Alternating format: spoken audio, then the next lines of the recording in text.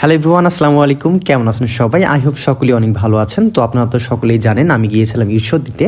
তো আজকের এই ছোট্ট ভিডিওতে আপনাদের সঙ্গে শেয়ার করব ঈশ্বরদী থেকে কিভাবে দর্শনা চলে আসলাম। তো যেহেতু অল্প সময়ের জন্য এসেছিলাম ঈশ্বরদীতে, তেমন একটা ঘুরতে পারিনি, তবে যতটুকু সম্ভব শহরটা ঘুরে দেখেছি। যেহেতু ঈশ্বরদী পাবনা জেলার একটা উপজেলা শহর, তারপরেও অনেকটাই জমজমাট। বিশেষ করে ঈশ্বরদী গ্রিন সিটি হওয়ার কারণে রাশিয়ান থেকে এসেছে অনেক মানুষ, তাদেরই আনাগোনা বেশি দেখছিলাম ঈশ্বরদী শহরটাতে।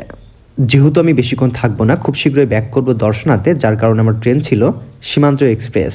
ঈশ্বরদী রেলওয়ে স্টেশন থেকে ছাড়ার টাইম 2টা, আর আমি প্ল্যাটফর্ম থেকে কেটে নিয়ে একটা টিকিটের মূল্য ছিল 145 টাকা। আর এই টিকিট কেটে আমি চলে আসি ঈশ্বরদী প্ল্যাটফর্মে।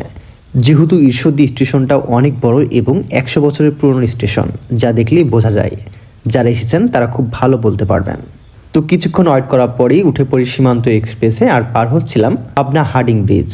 আর এটিও তৈরি করেছে ব্রিটিশরা, যেটা 100 বছরের পুরনো। আর যে কথাটা না বললেই নয়, সীমান্ত ছিল ইন্টারসিটি গাড়ি, বাট এত পরিমাণ ভিড় মনে হচ্ছিল আমি লোকাল ট্রেনে আছি।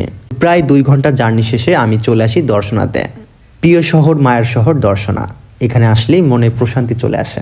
তো ছিলাম ঈশ্বরদী, হঠাৎ করে চলে আসলাম আবারও দর্শনাতে। তো দর্শনাতে যার যার বাসা একটু কমেন্টে জানাবেন। ভালো থাকবেন, সুস্থ থাকবেন। দেখা হয়ে যাবে নতুন কোনো ভিডিওতে। আল্লাহ হাফেজ।